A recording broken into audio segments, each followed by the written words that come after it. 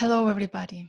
Welcome to this Hey Future virtual room, which is a space for exploration and for expanding the wisdom about future technology and humanity.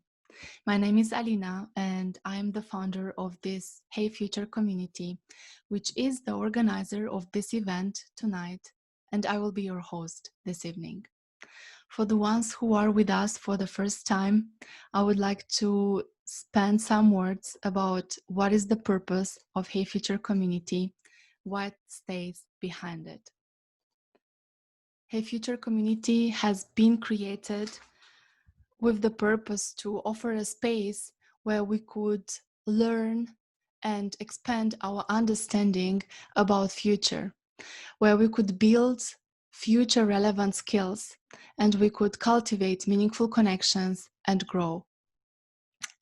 We are building this community upon three core topics, which is future, technology, and humanity. And for the gatherings, which are a product of this community, we have defined certain focus points that we want to bring into each and every gathering.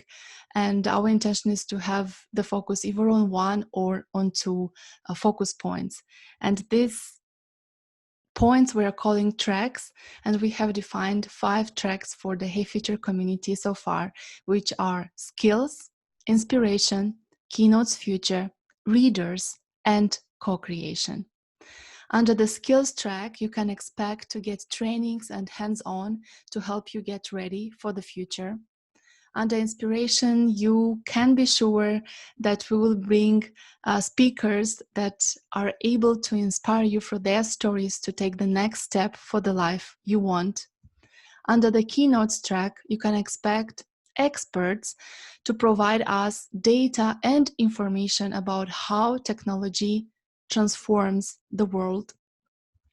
Under the readers, we meet to discuss ideas, books, articles about the future, about hot topics, about humanity and new work. And under co-creation, we put our knowledge, our curiosity, and our experiences together in order to create value.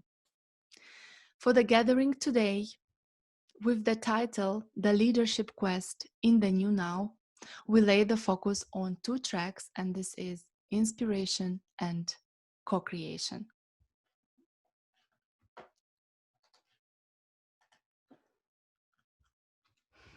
Over the past months, we have collectively experienced drastic changes across multiple dimensions of how we work and of how we live. For many of us, the work and the living space merged. For some of us, with work reduced to zero, we have embarked in learning initiatives in order to give meaning to the newly gained time.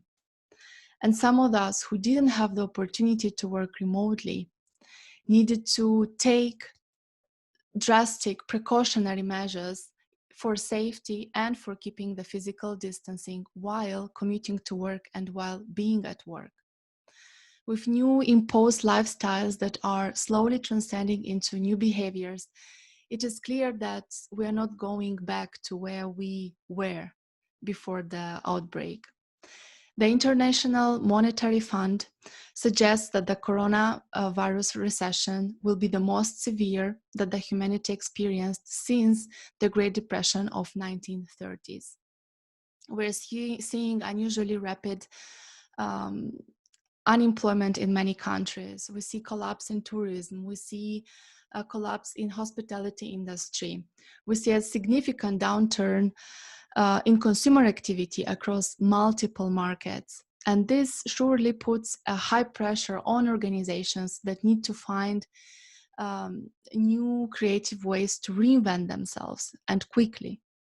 And for sure, we all know organizations that are coming out of this crisis even stronger. They're coming out winners. But for many of the organizations, this is a true challenge, and it is clear that more than ever now are the leaders expected to envision the future, to inspire the employees, and to ensure innovative capabilities to navigate individuals and organizations through this uneven transition. The purpose around which we gathered today is to talk about the priorities that leaders should set for themselves, for their organizations, and for their teams in order to achieve forward momentum. And just to give you a little bit of a map of what we will be doing today together, after this part, we will transition to our speakers, to our leaders who will share with us their stories, their experiences, and insights on leadership. And you will be able to ask questions anytime in the chat. So feel free to use this functionality. And in the part after, we will put our knowledge, our wishes, our visions together to build and co-create the playbook for the leadership in the new now. It will be wonderful if you will turn on your cameras during the entire event. But I have to let you know that the session is recorded. And so if you feel uncomfortable with that, feel free to switch it off. Also, I want to let you know that during the entire evening, something special and beautiful will happen in parallel. And this is a live drawing that will be done by Fabian Zase, who will do his best to capture the highlights of tonight. And Fabian, I'm so glad you're here with us. Hi. He will be sharing his screen during the entire evening so that you can check on it anytime, so that you can see how this drawing evolves over the night. And you can also click proactively on his drawing screen to see it bigger. And now let's step into the next part of our gathering, On a Musical Note. This musical piece will travel to us from Algeria, where Massine Jabara lives, and he will play it for us.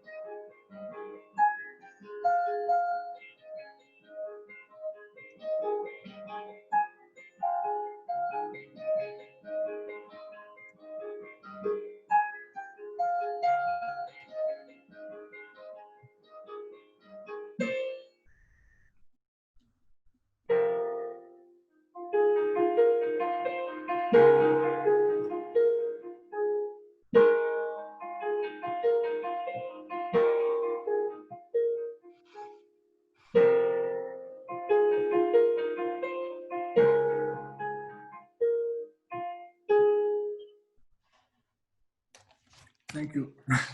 Thank you very much, Masin. It was You're beautiful. welcome. Thank you. Thank you very much. Thank you.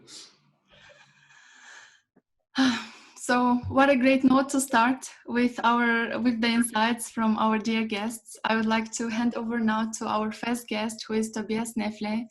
Tobias is driving international business development at Bosch. He is passionate about positive servant leadership practices, new technology solutions, and creative business models. And he has a huge international experience, not only because he gets to work with international teams, but because he managed to live already in so many countries.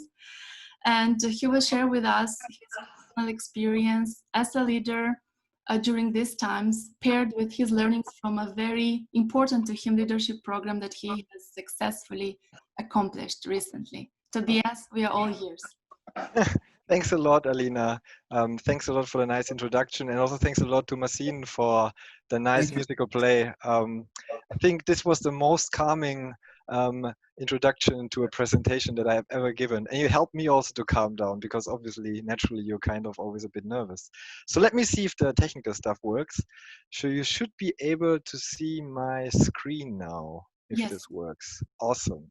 So once again, hello from my side. My name is Tobias. And it's really my pleasure that I can give you a little bit of insights on my presentation about digital leadership in the new now, and as part of today's virtual Hey Future event. And thanks again also to Alina for making this opportunity possible that I could share this here, and for her tremendous preparations of this event. And I think the whole event, or this presentation came about because Alina was kind of also my sparring partner for the INSEAD course, which this idea originated of this digital leadership in the new now. And I'm very grateful that we can have this sharing moment now. Just to make sure, because I don't see a frame, you can see my presentation, right? Yes. Awesome. You can Good. see just the cover page, right? Awesome. Yes, yeah, that's perfect. Good. So let's start with the presentation. So maybe one thing you should know about myself is that the topic of leadership is very close to my heart. And as many of you obviously know, is due to COVID-19 pandemic, a lot of leaders, including their team members, had to work in home office, and the leaders had to suddenly lead digitally. And I'm also convinced that leading digitally will be a big part even after the pandemic in the future. And the whole topic of leading digitally brings a whole set of new challenges along. And in my presentation, what I would like to do is I would like to share with you some approaches on how to tackle some of these challenges. But first, I would like to start with a disclaimer. By giving this presentation, I'm not somehow saying that I'm a specialist or expert in this topic. I'm pretty sure there are leaders in this call that have much more experience than me. And this is great because we are later creating a leadership playbook with all your inputs. And that's why it's great to have so many experts and knowledge in this call. So why am I doing this presentation? One reason you can see on this slide here, I really like to live the working out loud spirit. And many of you might now think, okay, what is working out loud? So if you do not know what working out loud is, I can highly recommend after the presentations to check out workingoutloud.com. In a nutshell, working out loud is a way to build relationships in your network by offering contributions over time that are valuable to the network. And by this, you create trust. Like I said, for more information, I can recommend the book or the website, and definitely join a Working Out Loud circle if you can. Another fact about myself. So I'm a pretty structured person, I would say. And when I was thinking about the structure of this presentation, actually Simon Sinek came to my mind. So Simon Sinek is for me one of the most motivational leadership speakers of our times. And you can see a picture of him on this slide. And he came up with this concept of the golden circle, which you can see here as well. So the golden circle in the middle starts with why, like, why the heck is he giving this presentation? And then like, what is the things that I learned? And then I will conclude with the how, like how can we all apply these things if you wish, obviously. So that's kind of the structure. So let's start with the why. So why am I giving this presentation? There are actually 3 reasons why I give this presentation. The first reason is that I want to share what I recently learned at INSEAD. That's what I mentioned earlier. So I told Alina I had like no time because of work and the demanding INSEAD program to share this, and I'm happy that I have this opportunity now to share what I learned at INSEAD. And the picture you can see here on this slide is actually very close to my heart, because this is the INSEAD campus in Singapore, and this is where also the program that I did was managed from. Um, the other reason this picture resonates very strongly with me is because I lived for 6 years in Singapore and I drove by this campus very often. Actually, the first workplace where I worked in Singapore was just 600 meters away from this campus. I drove by with the bus almost every morning and evening this campus, and I was curious about like what is one of the best business schools in the world teaching, and how would it be to study there. So this year finally I got a glimpse on how this is when I did the online executive education program at INSEAD called Developing Emerging Leaders.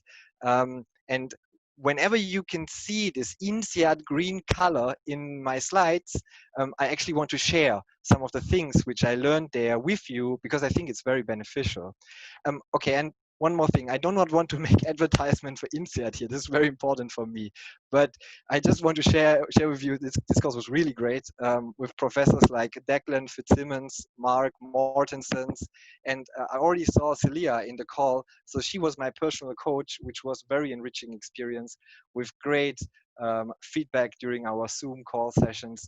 And on the right side, you can see this is my study group that I had. So we had a lot of Zoom calls as well, and it was always very enriching. So that's the first reason. Second reason, um, why do I give this presentation? So I would love to share a bit my personal leadership experience during COVID-19, especially during the 9 weeks I was purely on home office and all my team was on home office. So you can see my home office here. That's also where I'm sitting in front of just right now. And this is my two huge screens, which are kind of my door to the world. Um, and maybe a few words to what am I doing at Bosch. So I work in the solution and cross-selling department. So I work there with global teams at Bosch on cross-divisional international business development projects. So we are basically, as you can see in this funnel, the one face to the customer for big key account customers that require solutions from different divisions within Bosch. So we bring these teams together and we build this one face to the customer.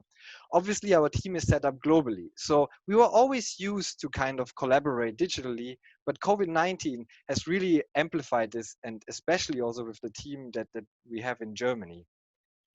So that was the second reason. Now let's come to the third reason.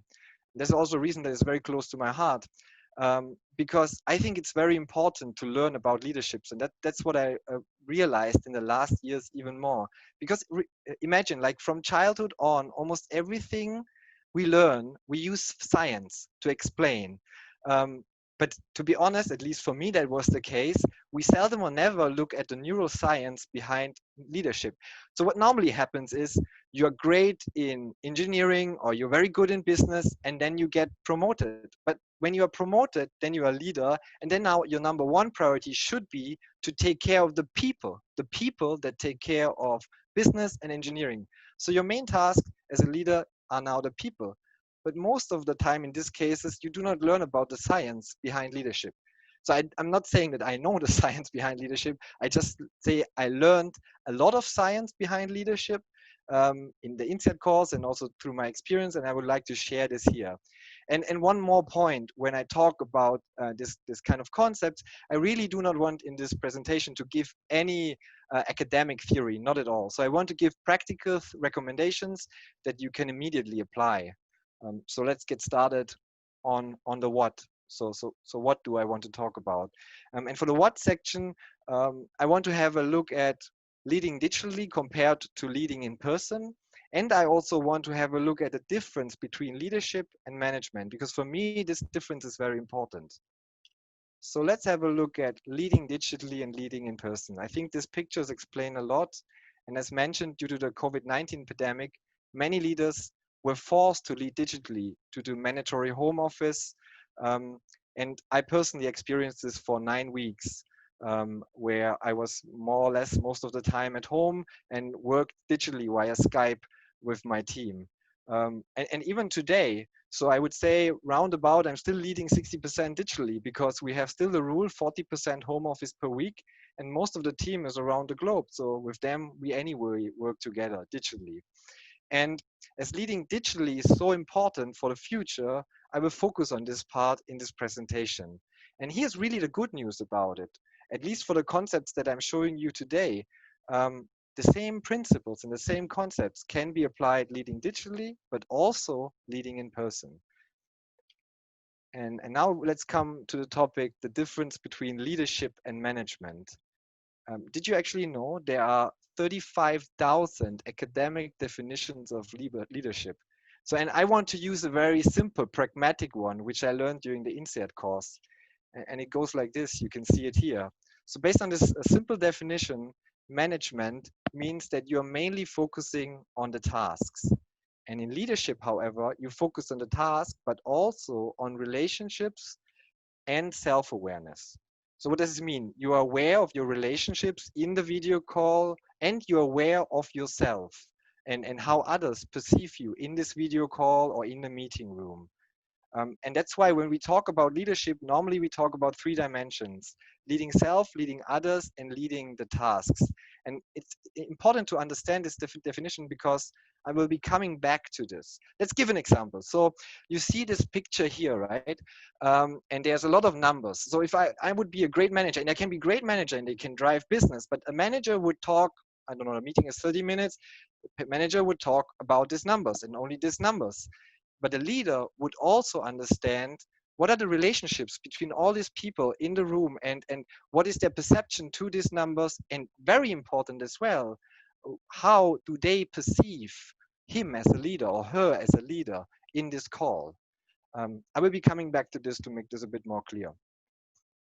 And now you might ask yourself, Tobias, this is all nice, but why is relationships and self-awareness so important? We need now businesses to create money. Now, to put it very simple, and I liked this explanation very much, relationships and self-awareness at the end of the day drive behavior. And behavior, as you can see it in this diagram here from INSEAD, impacts performance.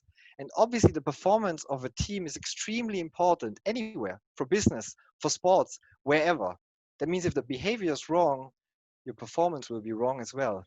So for example, when I as a leader show to my team behaviors like motivating or empathy or optimism or giving them freedom and responsibility, these kind of behaviors impact their performance very strongly. And obviously, these kind of behaviors are also recognized when you lead via video call. So let's come to the most important part, the how part. And here I would like to explain how you can implement certain methods to be a more effective leader. So the first one I just mentioned earlier. So as a leader, it's very important that you do not only focus on the task, but also on the relationships. And you can see this method in the upper left corner, this task versus relationship. And we just learned, okay, you need to kind of focus on both. But this might be easy in a normal meeting, but let's assume you have a stressful situation. Then this is especially difficult. And I realized this myself. In stressful work situations, I tend to focus more on the task because it's, to be honest, also easier, and partially neglect relationships. And this is also what the diagram shows here. So it's the gap between the situation rating and the rating of where I put my focus. But the good news is, and this is where kind of the key is, you need to be aware of this. So the more you are aware of this and you realize this in these situations, and I personally, since I became more aware of this, I realized this in these situations, and this allows me today to go a step back in these situations and focus again also on the relationships and not only on the tasks.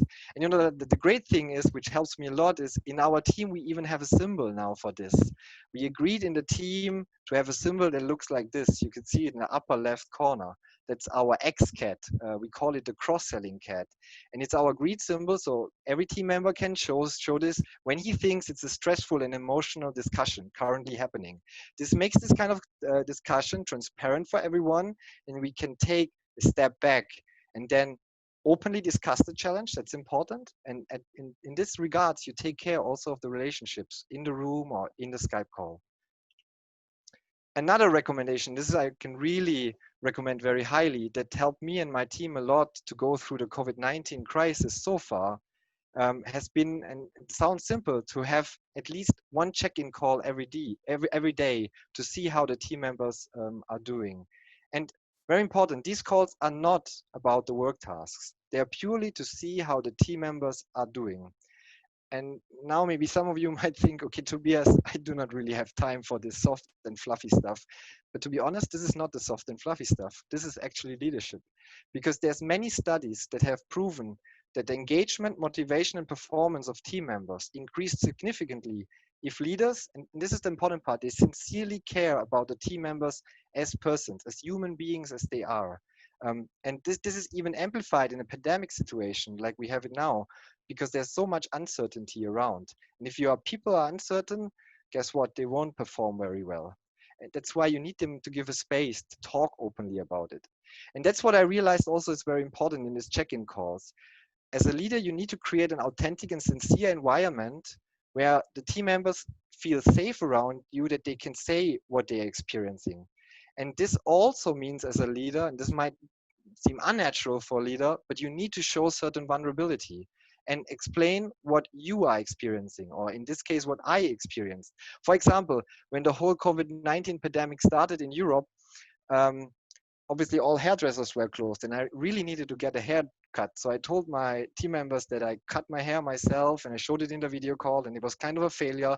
But that showed also vulnerability and opened them up to share their experiences and what they are uncertain about, and maybe also afraid about. Um, okay, now I added this slide because I don't want that you think that, okay, leadership is now all about self-awareness and only about relationships and all this fluffy stuff. No, obviously not. As a leader, you want to achieve a common goal with your team, and therefore task has to get done as well. It's clear. The difference is just how you achieve these common tasks, and how you achieve a common goal. And my recommendation when working digitally is to have every day a digital daily scrum call. This is different from the check-in call. And here you make the challenges transparent. You talk about the tasks, obviously, like the to-dos and what you're doing, what is done, but very important, you make the challenges transparent so that everyone can help each other. That's the biggest benefit that I see also in our team that we have from this call. And then now let's come to another topic. So many of you might know the quote, feedback is the breakfast for champions. And this is especially true for leaders. I personally have one-on-one meeting feedback sessions with my team members every week where I give and receive feedback. And for this, I use now an INSEAD method, or at least a method which I got taught at INSEAD, which is the SBI method. So SBI stands for situation, behavior, and impact. So with the SBI method, as you can see here, you explain first where and when and what was the context, then the behavior that I observed, and then how did it make me feel, and what conclusions did I make from it. And you know that the great thing when using this method is when you use the SBI method, you indirectly show vulnerability because you explain a situation how you experienced this. And very important, you do not demand that you are right. You explain just how you perceived it. And by showing this kind of vulnerability, it allows then afterwards a two-way communication where the other party explained how he saw this situation. And this is a kind of important diagram for me, because if you show this kind of vulnerability, you also accept the filters that everyone has on reality. And you do not claim that your view is the only right view of reality. So this part is important to me because I think this is important that leaders are aware that people see the reality through filters and that they do not demand that only their view is the only right view. And maybe to emphasize one more thing about this, I think the capacity to learn from others is one of actually the most important leadership skills of all. And in this kind of situations, the leaders learns a lot. Yeah, and I think this is also one of the biggest possibility for leaders in terms of learning, to learn from their team members. And now the question might come, but how do leaders cultivate an environment, where their team members provide open feedback? Because this is not always the case. And to be honest, to address this question, I just want to give you a food of thoughts, because I cannot go into all depth of this question here due to time. But for me, one of the questions that every leader should be obsessed about is, what are the conversations that don't happen around you as a leader because of you? Because if you have the feeling as a leader that your team members are not addressing certain topics around you, then there's missing trust. And remember what we discussed at the beginning, if there's missing trust, then this impacts behavior, and this would impact performance of your team. So now how to solve this challenge, right? That's a magical question. And like I said, I cannot answer this in a very short time, but maybe let me just give you 4 things, which we kind of already heard as a summary also kind of this presentation to the leaders. First, be sincere and authentic. People realize if you fake. Second, show vulnerability. Show also that you have difficulties in this time. Third, focus on the relationships in a call, not only the tasks. And very importantly, fourth part is be aware of yourself and how others perceive you. Obviously, we could now talk much more about trust. And from Celia, I learned the Lencioni team dysfunction model, which kind of discusses this in depth, but that would go way too far. So let's slowly come to an end. Let's do a hard cut here. So I'm showing now you a slide with a Salesforce KPI dashboard, and you most likely think like, why the heck is he showing this? So during actually the INSEAD course, I reflected and I remember the phrase from when I was doing my MBA. And this phrase from Peter Drucker said, what gets measured gets improved. And so I asked myself, can I come up with KPIs? So leadership KPIs, so I can track how well I improved during the INSEAD course. And I actually came up with KPIs for every method taught during the INSEAD course. And it looks something like this. And don't worry, I don't go into all the details, but I measured the amount of mindfulness exercises I did to become more self-aware. I measured the number of SBI feedback I gave. I measured the checking calls I had with my team, just to name a few. So personally, this helped me to stay on track, and it was nice. But to be honest, at the end of the day, the much better indication of how you are doing as a leader is the feedback from your team. Because at the end of the day, I cannot tell you if I'm a good leader or not. Only my team members can make this judgment. And therefore, it makes me also extremely proud. In the last team retrospective, my team members actually put on the enjoyable part Tobias' leadership. And this was really made my day on that day. So I know this was now a lot of information in a very, very short time. And I'm very happy that Fabian kind of summarizes some of the points, and we will put everything together later in a leadership playbook, which then can be also shared later on. And I would like to conclude this presentation by emphasizing that from my point of view, all of us are leaders. Even though you might not have direct team members reporting to you, you lead by influence, you lead by expertise, and you certainly lead your own future. And if I could decide one thing that you take along from this presentation with so much content, this one thing would be the leader you wish you had. I think if you follow this, you will be a great leader. And happy to discuss further about leadership or anything else, and would be happy if you discuss, link with me in the great platform LinkedIn. So thank you very much. Thank you, Tobias, a lot. Thank you for the stories, for the learnings and your opinions. It was very good to hear these stories in an unfiltered way. So I think it's very helpful to get your insights. Thank you a lot. Thanks. We transition now to Marta Seoane, who is our next guest. Marta is working at the World Health Organization since 2003, and she's currently driving senior external relations there. She's skilled in health, in social development, policy and advocacy, partnerships, governance, corporate social responsibility.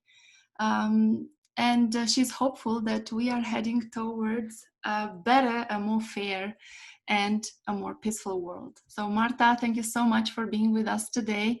I'm very curious to hear your insights. Let's unmute first. Thanks so much, Alina. So I am here. I'm absolutely delighted. It's my first time that I meet the Hey Future community. Thanks so much for inviting me. Thanks very much, Tobias, for finding me amongst the 200 peer learners that we had on that INSEAD course that we crossed paths. And fantastic presentation, which is going to make mine a lot easier. But also I had started very relaxed, and then, you know, you pointed out that Celia is amongst the audience, and I didn't know that, and she was also my coach. Absolutely delighted that she's here. Like Tobias, I wanted to start by sharing my screen, and also with a disclaimer.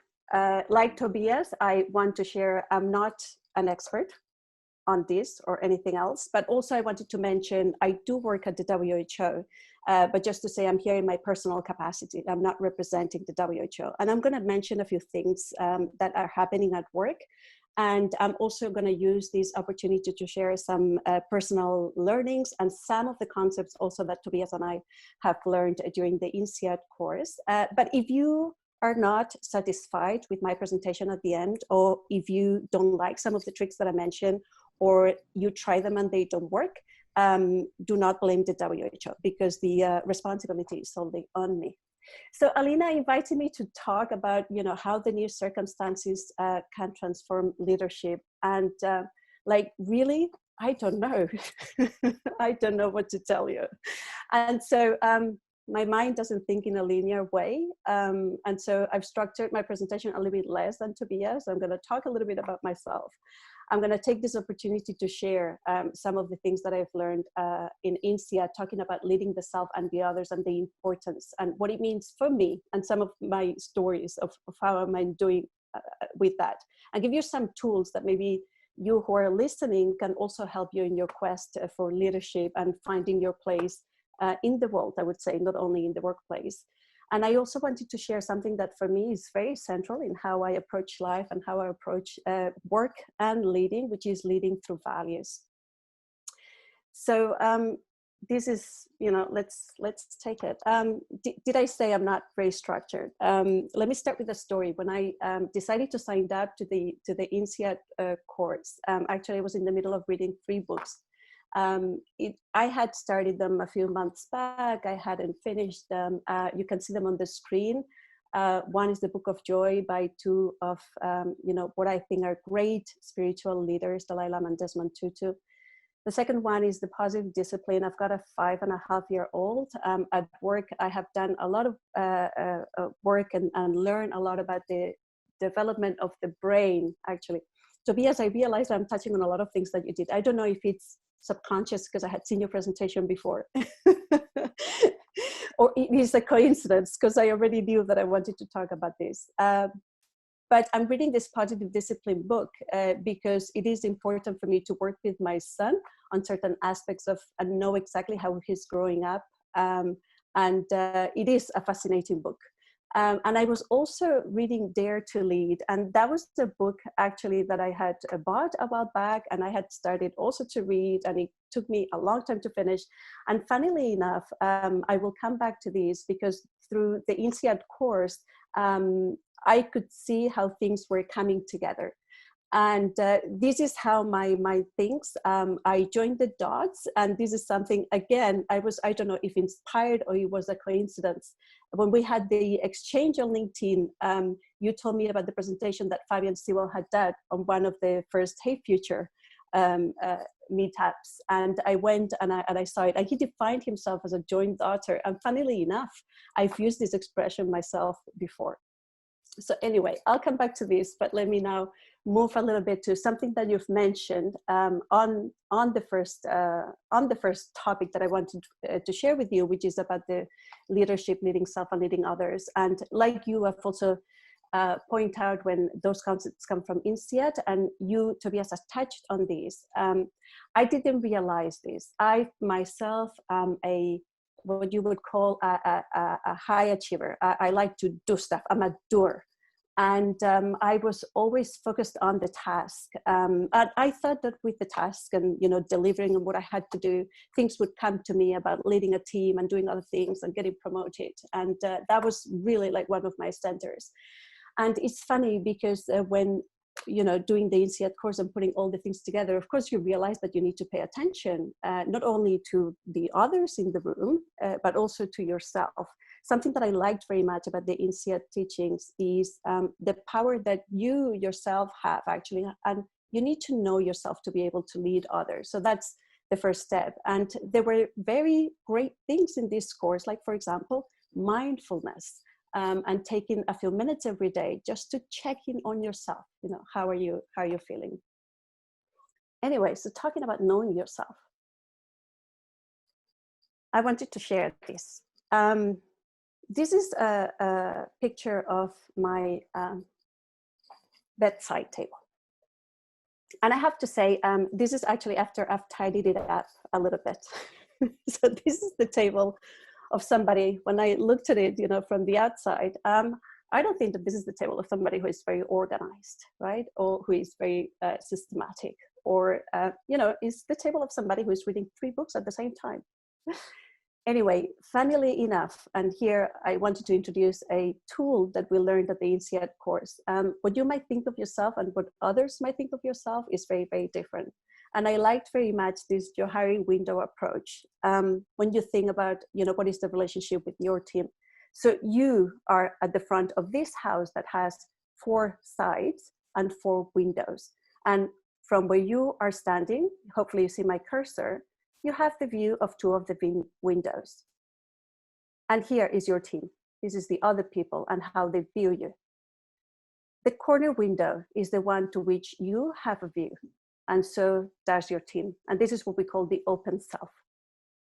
There is a hidden self.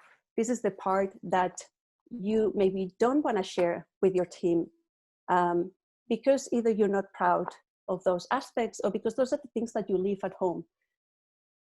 And the blind self, those are the things that other people see in you, but you're not aware. So imagine my surprise when I know now that actually my colleagues, my supervisors at work and my team members, they think that I'm very organized. It is important to know yourself. And if you don't know yourself, you have to know what other thinks of you, because I think for the relationship with the team, this is extremely important. This INSEAD course, and it's a little insert, I learned some tools that I didn't know, but in terms of knowledge, actually, it was not, rocket science. What I liked very much about this course is that it put things together. It helped me understand. And what I found out as well is that I'm not a knower, I'm a learner.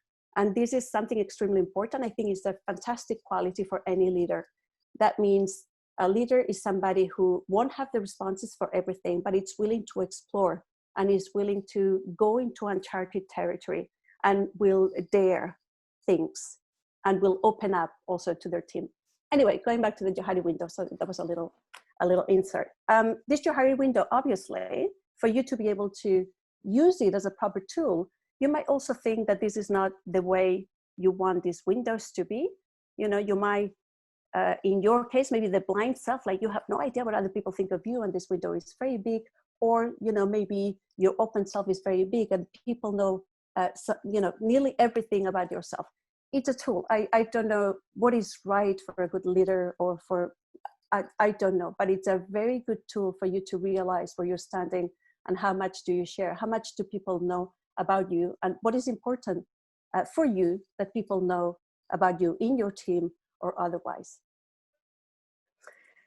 Another concept that is also from INSEAD, and we had another example when we did the course, but I wanted to take you back, and some of the people, actually I'm going to ask, maybe you can put it on the chat, do you recognize this image? This is obviously a statue. I live in Geneva by the Lac Léman, and they're doing a temporary artworks, and they've put this massive bronze statue. You can see my son is in front of the statue, so it's absolutely massive. Anyway, I don't know, I don't see it, I don't see the chat, maybe, I don't know if people are saying, but let me take you back to 2006. So this was the World Cup final, Italy against France, nearly towards the end of the match. And this is Zinedine Zidane, who was having a little turf with one of the players of Italy, Marco Materazzi. And that to me speaks very much to the two brains. You know, they were arguing on the field, and then at one point Zinedine Zidane was just going away, and then eventually he turned back and gave a headbutt to the Italian player. And that caused Zinedine Zidane, who was in his last match with the national team, and in his last professional match, and he had said he would retire, it cost him a red card. He was the captain of the team, and he had to leave the game. And the game went on to penalties, and the French team, which he was leading, actually eventually lost. You know, Zinedine Zidane, I think, is a fantastic sportsman. He's managed to recover after that. But what happened at that match actually was that a lot of people lost faith in him. He suddenly lost the label of hero that he had. And what happened to him really is that he brought onto the pitch something that he should have left home. So he lost it. And that's, I think, a great example of the two brains. And this is something that we all probably encounter on a daily basis. And again, here on the right-hand side, you've got 5 steps where you can check to learn about these two brains, and also to manage your behavior with the team, and also to lead yourself and to lead others in front of the task. So your rational brain, you know, you might think that you know the answer, you might think that you have, and you know how to behave, but the emotional, which is at the back, you know, often takes over. But you can train yourself. You can be self-aware. You can self-accept yourself. Then you can inquire: am I taking in what's happening in the room? How am I reacting? You know, internally, am I able to regulate that emotional reaction? And am I able to express it in an eloquent way and towards the objectives that I need to? Let me go into the sort of final part of my presentation, which is the leading through values. And I think that this is extremely important to lead others, but also to lead yourself. I thought I was, you know, so smart to sort of be talking about this. It's going to be great. And it turns out that there is a book or two out there on this. But of course, you know, a lot of things have already been invented. So this is not, you know, again, original. Let me tell you a little bit about, you know, what's happening at work. So as you know, I work at the WHO. We are working on the COVID-19. It's very stressful times for all. And this is, you know, now beyond my team. But basically, we've got a very incredible situation with misinformation. We call it the infodemic. We've got a virus that is spreading, and of course, it's causing lots of havoc in the health of people, and also in societies and in economies. But I can tell you something. The WHO and experts around the world are working very much on the science. Every day we know more, and we find solutions, and we're working on vaccines, on treatments, on remedies. This is not the biggest challenge that we have. And actually, this gives you a little window into another concept that we learned in the INSEAD, which was the technical challenges that need technical solutions, and the adaptive challenges that need adaptive solutions. Our biggest threat with this virus is the infodemic, and the spreading of information that is fake, that is wrong. It actually, this misinformation spreads faster than the virus, and it has escalated to such a level that it requires a coordinated response. And it is incredible because it's giving us more work than the science. And do you know why it is so hard to combat this? It's because it requires changes in the behavior of people. I'm mentioning all of these first because it is fascinating. There is a lot of science about how this misinformation spreads. And it goes to the heart of relating to others, of being able to check in with others. It goes to the heart of knowing the relationships with the people that you deal with in your WhatsApp groups, in your group of friends. And then you can escalate it to your community and to your countries. I've put the link to the conferences that the World Health Organization has started with experts over the world. if you are interested, actually, everybody can play a role to combat COVID-19 and to combat the misinformation and the infodemic. So I really recommend that you go if you're interested, and you visit this page. You know, the way to combat this infodemic is actually empathy, and we know this in public health. We know this is empathy and not judgment. It's not the science. It's not being right what's going to convince people. It's actually starting in the place from the other people are sitting. It's being able to have a conversation and to find that common ground where you can start building. And you need to build trust. You need to build empathy before you actually, you know, can move together. And this is a principle and a value that I very much apply in all aspects of my life. This photo has a bunch of female leaders. Many of you might also know them, and this is very relevant. Again, I'm talking about COVID-19. All of them are prime ministers or they're heads of state, and they all have led their respective countries through the crisis. And they've all been quite successful. And you know why people are starting to think, you know, how have these leaders behaved to be able to do better than others? Have they solely relied on science? Why have they been able to take the measures that they have? Well, some articles that are out there, they will tell you that, you know, they've applied empathy, they've applied courage, and also mindfulness. And that is the way they lead.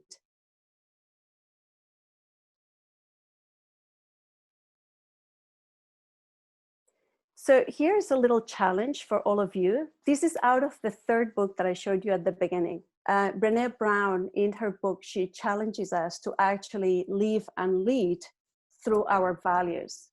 And I tell you, you know, I've mentioned 3 values of the, you know, heads of state and government who have done through the COVID-19 crisis. You know, what you see on the screen is a list that Brené has in her book, and then she challenges you to choose only 3. I can guarantee you it's an extremely hard exercise, and I'm not going to leave this slide long enough for you to choose them. But I challenge you to do this, you know, when you have a little bit of time. What 3 would you choose? And then can you live up to them in your relationships and in your leadership practice, at your work, and with everything that you do? So let me go back to the 3 books, and you know, finish here with this talk. So the things that sort of link to me back to the INSEAD course and the learnings. On the Book of Joy, it is very much about knowing myself, knowing what makes me happy, what fulfills me. I need to come to terms that, you know, I'm a doer and that I believe on the task, but I also need to be comfortable with doing less tasks and doing more on the relationship. I also need to be kind to myself, because blaming yourself for everything that you're not doing is just leading you nowhere. And I think it is very good with that exercise of self-awareness and self-acceptance. It will help you be a good leader. On the second book, in the same way that I learn about my child, I think that is very important to learn about your team, to put yourself into their shoes. You know, that empathy aspect is extremely important. I can tell you with children, the first 3 years of life are extremely important for the development of their brain, and there is a bunch of things that are needed. I could do another, you know, talk about this. But the critical years to establish the values system is 3 to 6. This is very early in life. These children are not yet, most of the children, well, they're not even in school. So it is important that we know where they're coming from and when is a good time to actually take them through that value system. So I think that it is good to know the brains, you know, also of your team, to put yourself in their shoes, and how can you build from whatever you're starting in a positive way. And the third book, you know, Brené Brown talks very much about going through tough conversation and whole hearts, and is very much about values and, like Tobias also said, vulnerability, being open about yourself not being perfect. I'm not a knower. I know now. I was always sort of insecure about not knowing everything. Would I be able to lead? But I know now the value of being a learner. And I know now that that can help me in my day-to-day with my team and with others. So for me, the positive things on how I measure my success, you know, I want to read you something that I recently got, for example, on my son's assessment from school that made me extremely happy. It says, and I read, Jaco is his name, asks a lot of questions about the world and has many ideas to create a better world for everyone. Okay, that was the highlight of my year. And this is not about work. I'm now in a team leadership position, which is absolutely fantastic. But you know, there's the small things that make me happy. Tobias spotting me around, you know, the 200 members of that community and saying that the description had inspired me to get in touch and bring me to this wonderful community is another one of my ideal sort of KPIs of positive and success. So I will leave you with a few thoughts. Be a learner. Don't be afraid to be open about your vulnerabilities. And please show empathy, because that is what will create trust, mutual respect, and help you move forward. You know, viruses spread and misinformation is contagious, but we know now that so is behavior. Thank you. Wow, so beautiful, Marta. Thank you so much for this genuine sharing. I love not being prepared for this meeting, just absorbing right away what the guests are saying. It's really touching. And thank you so much for bringing into a bigger perspective the infodemic side. It was totally new to me, and I believe for too many of us who are not in the field and don't know what is happening there in a good detail.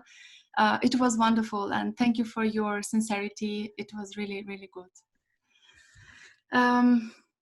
So now I would like to welcome to this virtual room Anya Hendel. Anya is Managing Director at Diconium, which is a digital business and technology company for the digital transformation. It was acquired in 2020 by Volkswagen, so it's now 100% Volkswagen subsidiary. Anya is an art fan and she is in love with data, and she has been the driving force behind the innovations in automotive industry before at Porsche Digital Lab, but now at Diconium. And it's such a pleasure to have you with us today, Anya. Thanks, Alina. Thanks for having me. Thank you. So Anya, please share with us, how did this crisis impact Diconium? How did you feel as an organization? How did leaders react? Yeah, I will not show a presentation, so we will have a talk. So I hope everybody enjoys and you can raise questions. I think we will find this nice in the discussion. So yeah, as you mentioned, Diconium is a full digital organization, so it did not have an impact in a technical way, right? I mean, we had no technical struggles to get everybody to remote work, which was for many industries a big challenge because they did not have at least the technical infrastructure for this. So this was for us a very important step. So we could really focus on the things which were more which were more around the topic Martha taught a lot. So I love the empathy part. We were really in place that we could take care for our people, right? Because there was a lot of discussion about this remote situation and how to tackle this remote situation in terms of just working. But it's not only about how to work, because we did not had a home working situation. We had a pandemic and we had a totally isolation. And I realized this, I think, on the first or even one day before we started with this. We started a little bit earlier than the speech of our chancellor. So, and I had 2 conversations with some totally different people of my organization, and both of them are quite young, and have had not a family situation in their home offices or in their homes. So they both told me, Anya, we are not afraid about Corona. We are afraid about the isolation.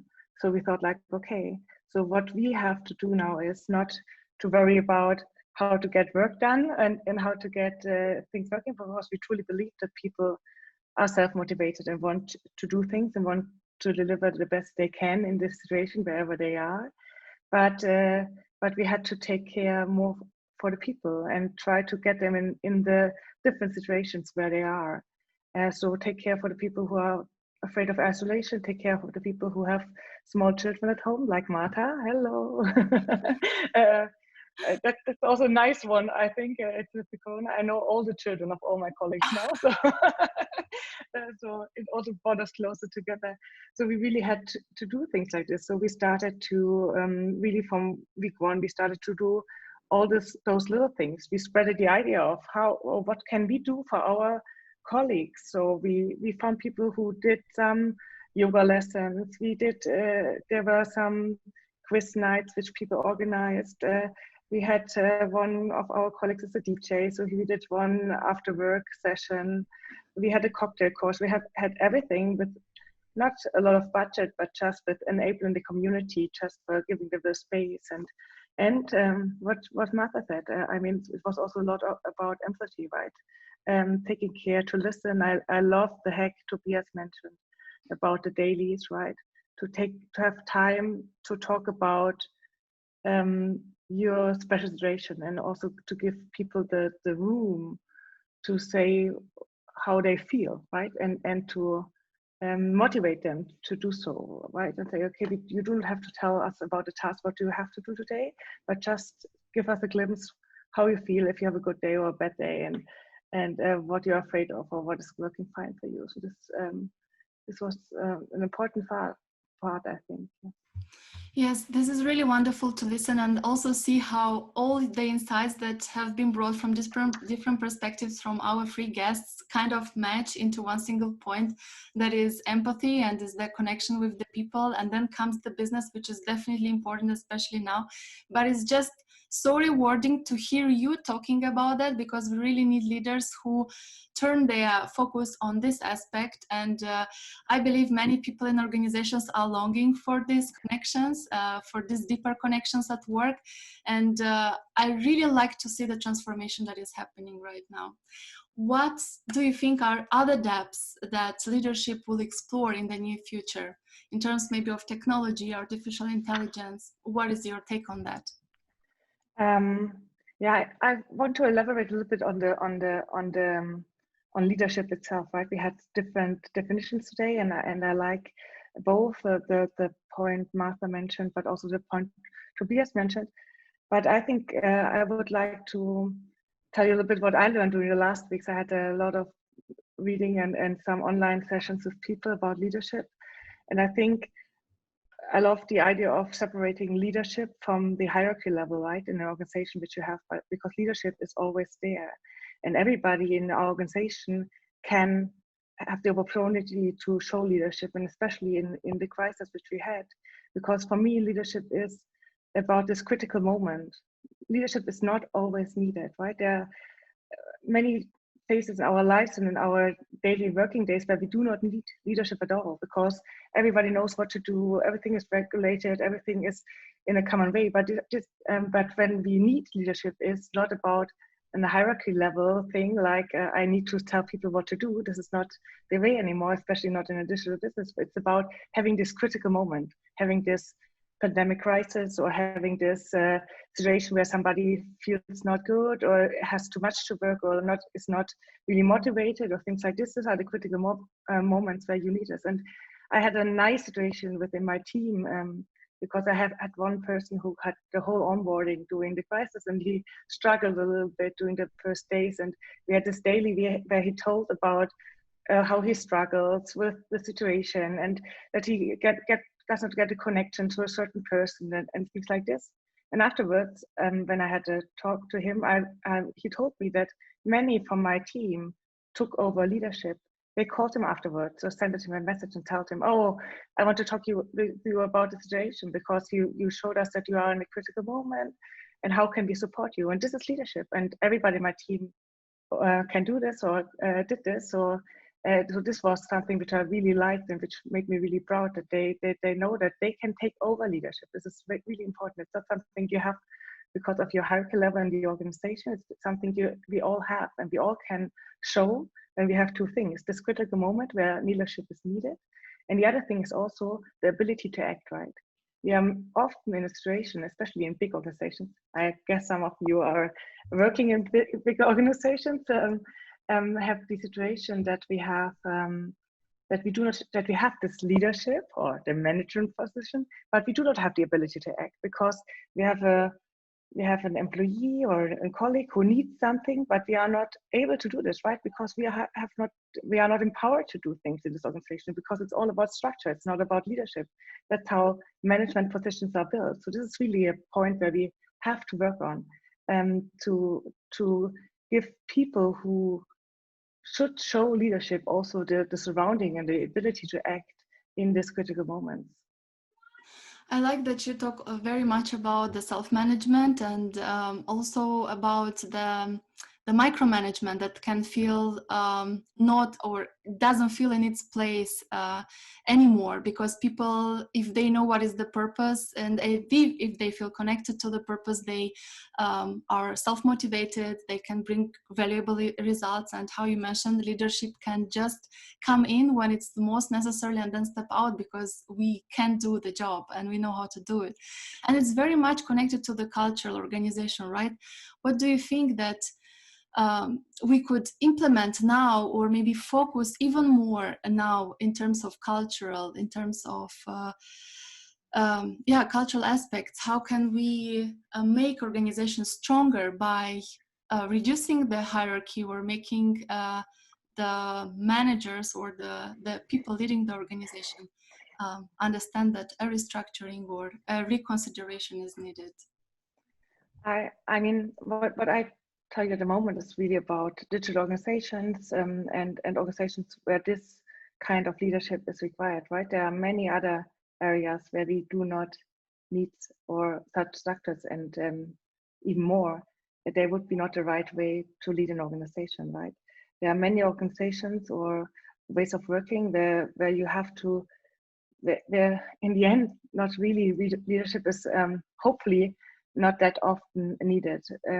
Critical things like when everything has this critical way of working, like in the energy area, if you are in a way where you have to process in the right way, in the right steps, and there's no way to be innovative or creative. And there are jobs like this where just things have to be done in a certain structure, in a certain way, and this is not the case. And this is not that this is the wrong way to lead or to take care of an organization. It's just another way because you have another task to be done or another thing to be developed.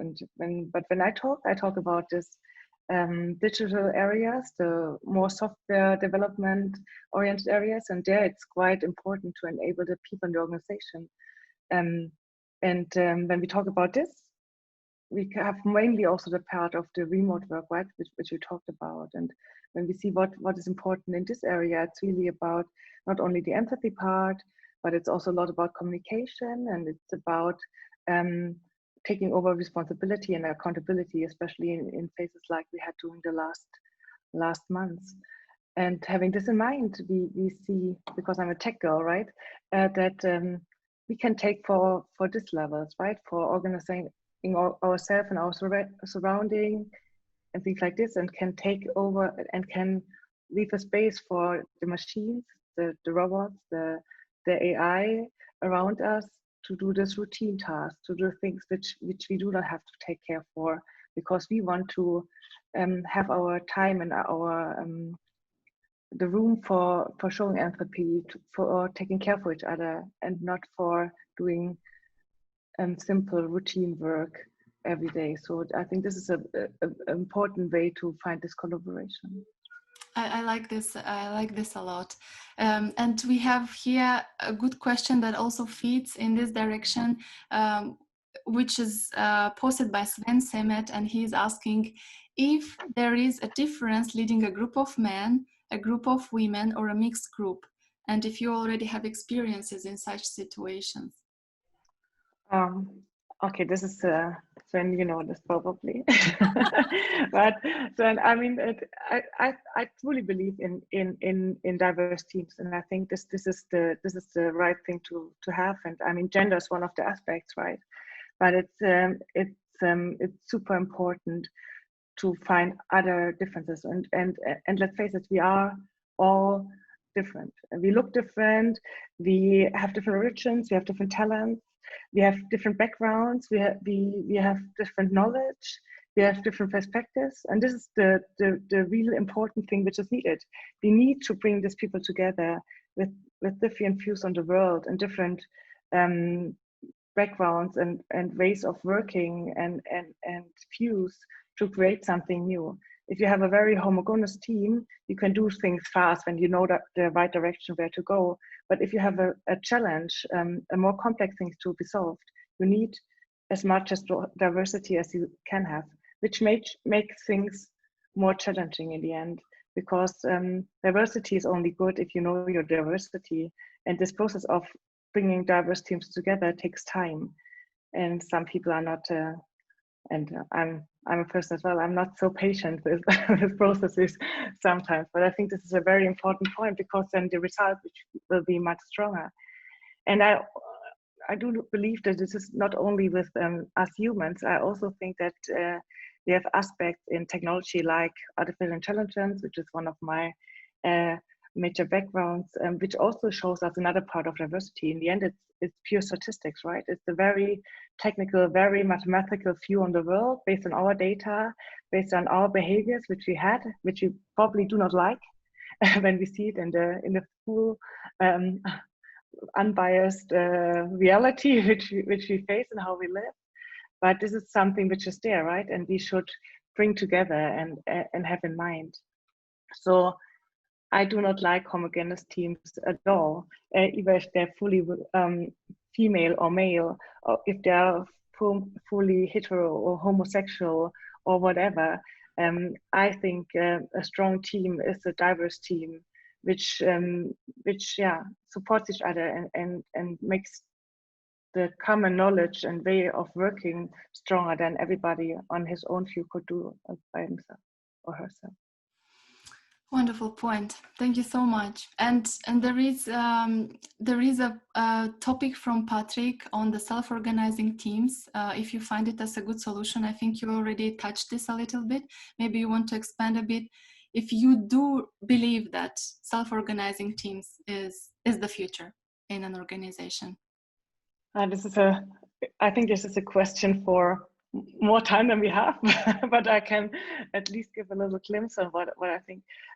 I'm having this in mind that it's not about everything to be done, right? I'm not sure that you can do every task, but what I saw especially during the last time when you start to work more from remote, if you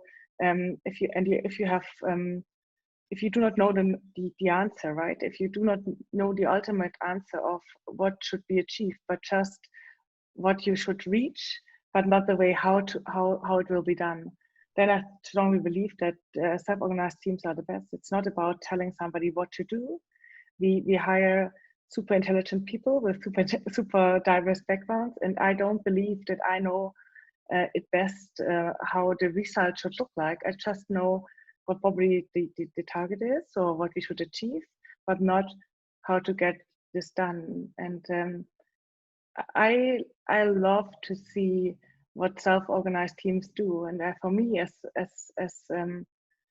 a leader or as somebody who brings diverse teams together, the best moment ever is when I left them alone for weeks and months, and then I see the result, and I'm just like, wow, I had no idea that this could happen. And I think this is much better than getting the result which you probably expect, and it's a little bit different, more than being surprised by a result which you did not think about, but brings up the right solution and serves the right targets and makes the customers of this solution happy. There's no better thing than this. Yeah. I think that we need these stories to be told more often so that people can get used to that and make maybe a shift in their minds and just give it a try, because I totally believe in this concept and in the creativity that is so much needed when we have technology already to do the tasks that are not so human rewarding. And I'm looking at the time, and I think that we need to step into the second part because we have only 10 minutes, and I'm so bad at time management, especially when I just see the thoughts flowing and I see that there is so much value in it. I just don't want to be tied to the agenda. So I hope for the understanding of the people if we exceed 5 minutes of today. And I hope that you can stay with us. And Anya, thank you so much for being with us. And it was really nice. Thank you so much. Thank you. So now let's step to the second part, which is let's think together what is based on the narratives that you heard from our guests, based on their experiences, but also based on your experiences. Think what you are missing. Think of the leaders that you have. Think of the leaders that you want to have. And then let's reflect a bit collectively. We will have 2 minutes for that, just to put some directions in our head to our thoughts. And then we will move to a whiteboard, to a space where we could share these thoughts on some sticky notes, collect them all, and have an end product by the end of this meeting. While you're doing this, you get 2 minutes just to think a bit about leadership, what leadership you want, what are the skills or priorities leaderships should set for themselves now more. And during this 2 minutes, Masin will play some notes to hopefully trigger our thought process more.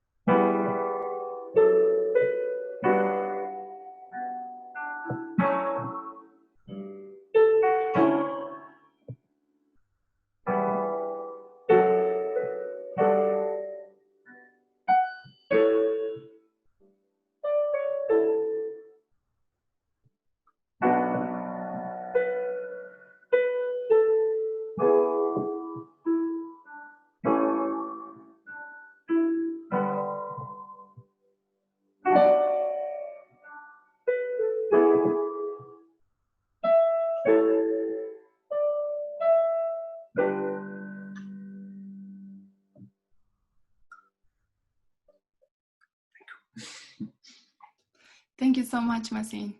Thank you. I'm sorry.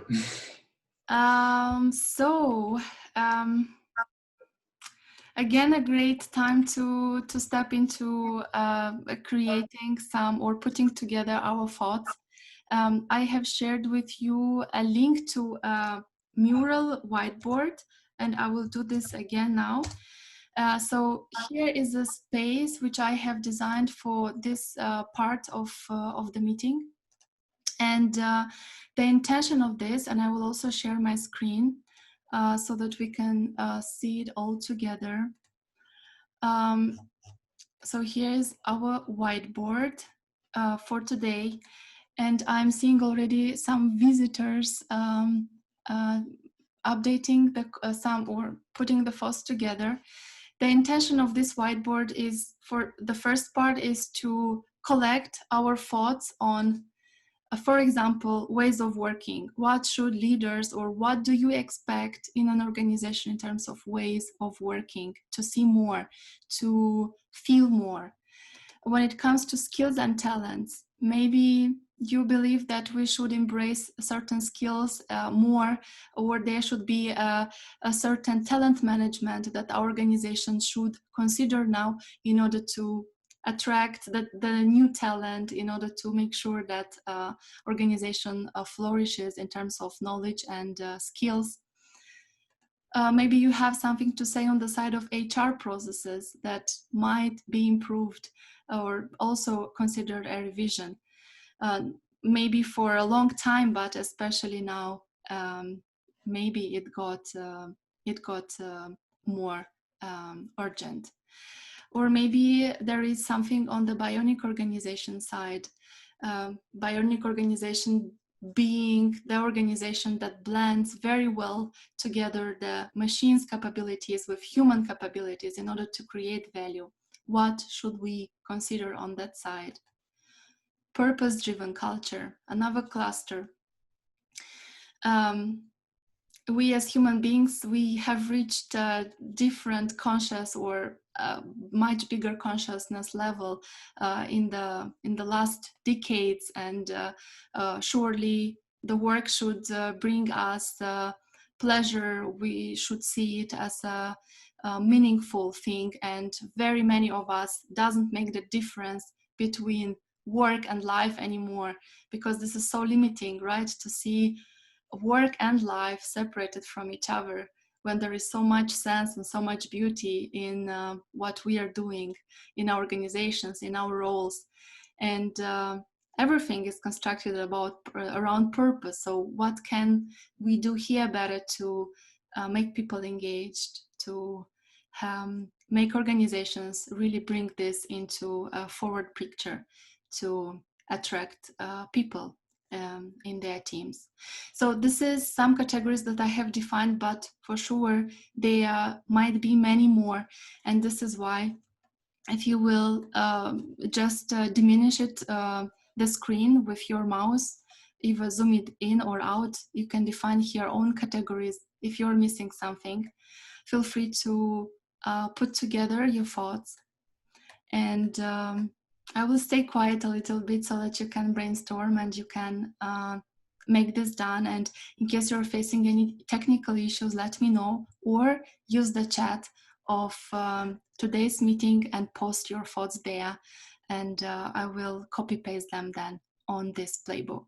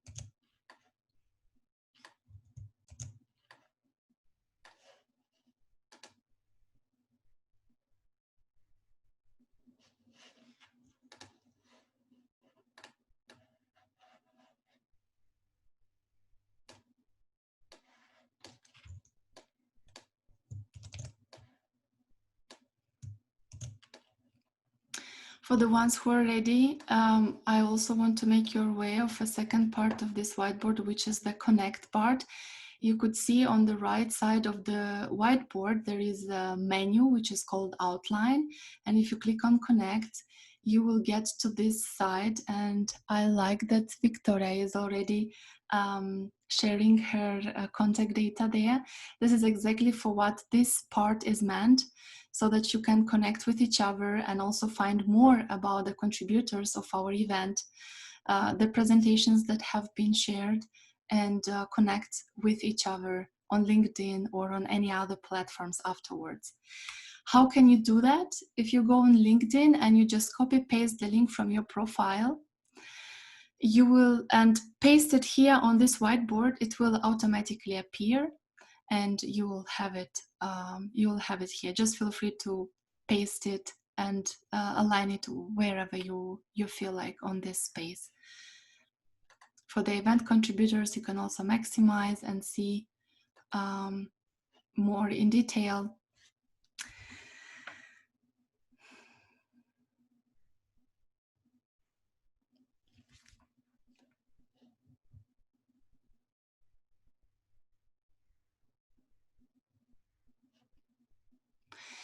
And some profiles, indeed, a picture will not be shown. This is something that we have experienced. This is just because you have certain settings on LinkedIn. So your profile picture is not public if you share it on sites other than LinkedIn. So this means that people will still be able to click on your profile and be landed to your LinkedIn, but they will just not see your picture on this side. I can show you afterwards how you can make those settings. So once again, how you can connect with each other on this whiteboard: go on your LinkedIn, go to your profile on LinkedIn, copy the link to your profile and paste it here on this whiteboard.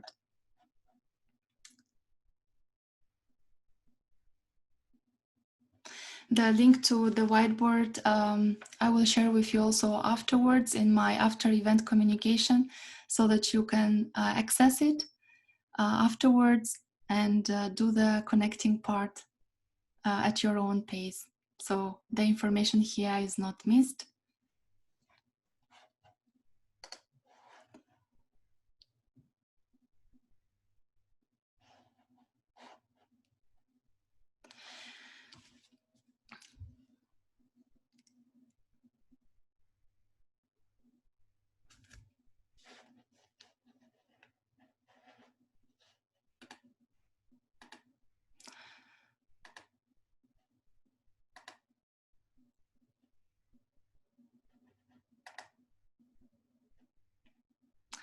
That is wonderful.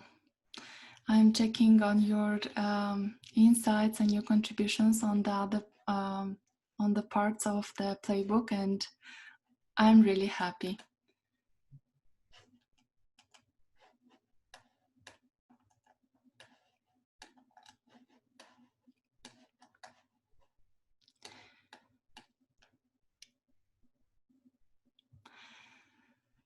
So what you could also do is having this link anyway tomorrow when I will share it with you, or you can save it right away because you got it from the chat.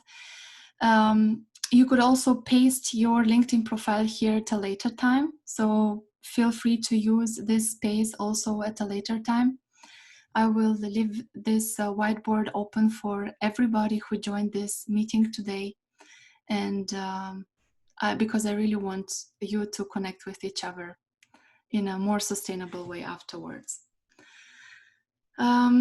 Because it's already 4 minutes, I would like to go back to our main stage where I would like Fabian to share with us his drawing and see how it has evolved.